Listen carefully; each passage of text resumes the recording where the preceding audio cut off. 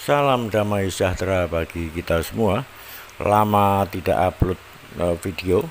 Kali ini lintas batas dimensi untuk kesekian kalinya mengunjungi Alas Purwo Banyuwangi, tepatnya di Banyuwangi Selatan, Jawa Timur. Dan kali ini saya juga datang bersama teman saya, seorang wanita dari Solo juga, dan ada beberapa teman yang asli dari Banyuwangi juga untuk sama-sama masuk ke Alas Purwo Banyuwangi. Kami sengaja sudah sekian lama tidak berkunjung, dan dulu saya mempunyai kebiasaan yang rutin di setiap bulan Suro dan bulan Maulud, namun karena kendala pekerjaan dan apalagi 2 tahun terakhir ini ada pandemi COVID-19 sehingga membuat ruang gerak kita sangat terbatas, dan baru kali ini kami agak leluasa, dalam arti leluasa dengan COVID-nya dan leluasa dari pekerjaannya, sehingga kami bisa mengunjungi Alas Purwo Banyuwangi Selatan. Ini adalah pancur, dimana kalau kita masuk ke Alas Purwo, kita tempat pertama yang untuk kita parkir kendaraan atau mobil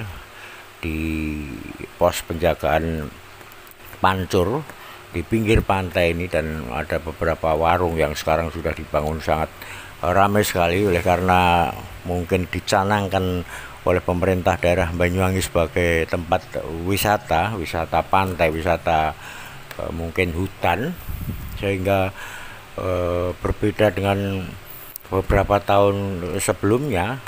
Saya masih bisa melihat keasrian atau benar-benar kesakralan dari Alas Purwo Banyuwangi Selatan ini. Namun karena sekarang pesatnya pembangunan oleh pemerintah daerah, sehingga dicanangkan untuk objek wisata, sehingga kemungkinan para spiritualis menyingkir ke tempat-tempat lain, karena di Alas Purwo ini banyak sekali gua-gua, mungkin ada ratusan, sehingga bagi spiritualis tidak kesulitan kalau untuk mencari tempat-tempat yang sepi dan bisa bertafakur, bisa kusuk, fokus dengan tujuannya. Dan kali ini kami melepas lelah sejenak melihat-lihat pantai pancur, dan suasana juga kebetulan masih pagi sekali, sehingga masih ada banyak waktu untuk masuk ke gua istana atau ke tempat-tempat yang lain yang kami akan tuju nanti. Karena sekarang jalan prasarana, jalan infrastrukturnya juga sudah bagus, dan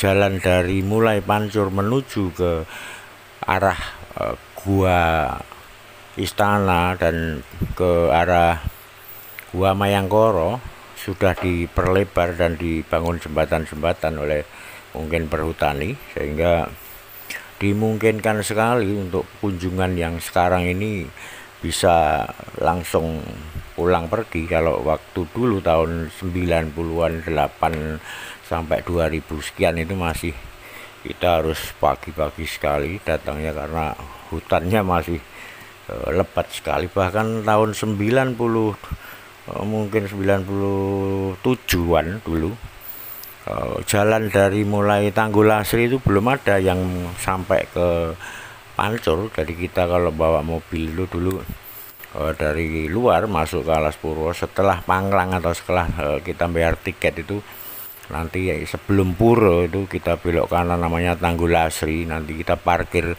mobil di pinggir pantai itu dulu, dan setelah itu kita jalan ke arah pancur. Dulu saya sering menyusuri pantai. Ada juga rekan-rekan saya juga ada yang lewat hutan, tapi saya lebih suka lewat pantai. Sampai ke pancur, nanti istirahat sebentar, baru masuk ke Alas Purwo. Dan tujuan yang utama biasanya yang pertama ke gua istana, dan itu memerlukan perjuangan yang luar biasa karena hutannya masih rimbun, kadang-kadang jalannya juga hilang karena banyak pohon-pohon yang roboh sehingga kita harus mencari, memutar, dan itulah dulu suasana yang benar-benar orang tuh bertirakat itu cara ngerkoso itu bener-bener susah lah. Ini sekarang kan jalannya udah lebar, kita sambil bentangkan tangan sambil ketawa-ketawa, kita sambil santai-santai bisa, dan di Pancur sendiri juga dibangun beberapa kedai-kedai makanan, kedai minuman, sehingga tidak seperti dahulu di sini uang tidak laku oleh karena tidak ada orang yang jual. Kita jadi dari Dam Buntung, kampung terakhir itu, kita harus belanja apapun keperluan kita di dalam hutan itu, kita harus belanja dulu mau berapa hari, setelah itu sudah itu masuk sudah nggak ada orang jualan lagi dulu. Tapi sekarang kemajuan zaman sehingga banyak warung-warung. Ini rekan-rekan saya yang dua ini cowok dari Jatirjo, ini yang cewek teman saya dari Solo, dan kita sudah kayak saudara, sehingga ya begitulah. Ini juga dari orang Jatirjo, Banyuwangi. Ini ada sendang, yang sendangnya ini aku nggak tahu namanya. Ini zaman dulu saya sering kesini belum ada. Ini sendangnya di persis di pinggir sungai kecil gitu, dan airnya walaupun kecil tapi mengalir terus, dan ini jadi tujuan para musafir atau para orang-orang yang tirakat juga. Sebelumnya ada gubuk-gubuknya tapi sudah dibongkar sama pihak perhutani karena mungkin dianggap mengganggu atau mengotori atau mungkin membahayakan kebakaran hutan di sini, sehingga dilarang oleh pihak perhutani.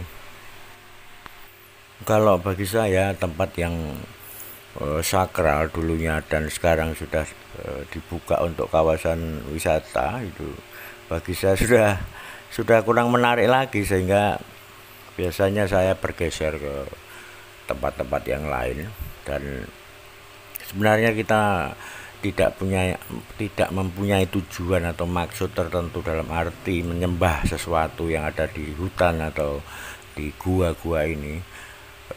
Kita mempunyai niat untuk berdoa, kita mempunyai niat untuk menenangkan diri, bertafakur, sehingga kita mencari tempat yang sepi itu hanya untuk itu, sehingga supaya bisa lebih mendekatkan diri lagi kepada Tuhan.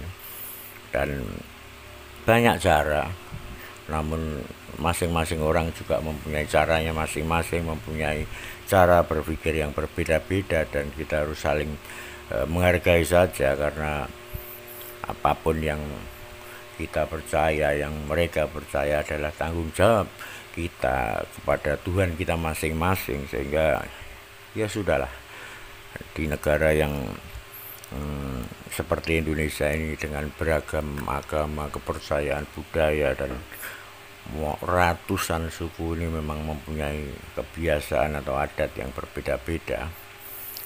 Dan hutan atau alas purwo ini dulu semasa masih sangat lebat sekali. Saya bahkan pernah sampai 40 hari 40 malam di gua istana sendirian, itu sebelum terjadi peristiwa Mei 98 itu.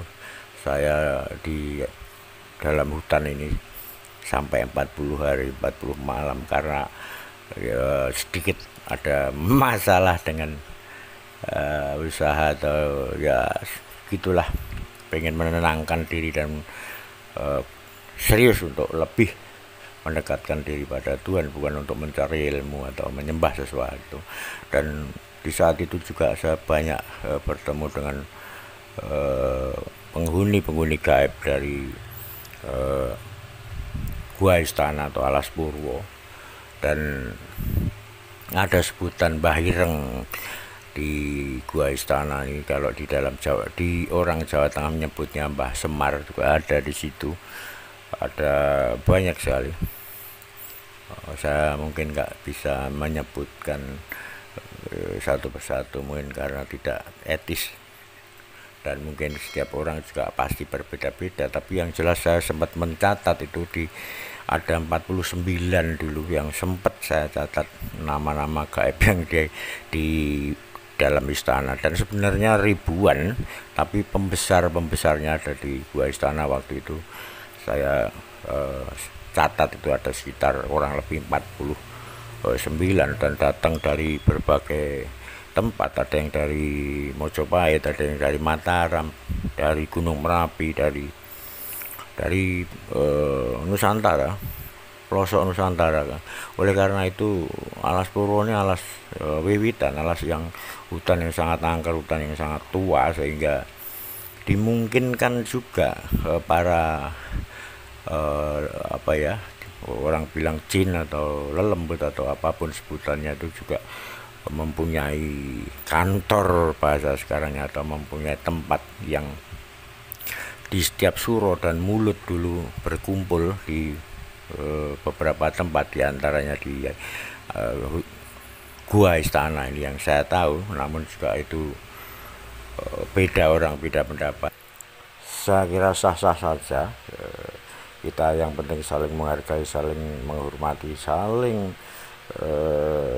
tidak menghina dan mencemooh kepercayaan dan keyakinan kita masing-masing. Bagi Anda yang belum like, share, subscribe, please silahkan like, share. Bagi Anda yang menyukai video ini, sekian dulu dan terima kasih.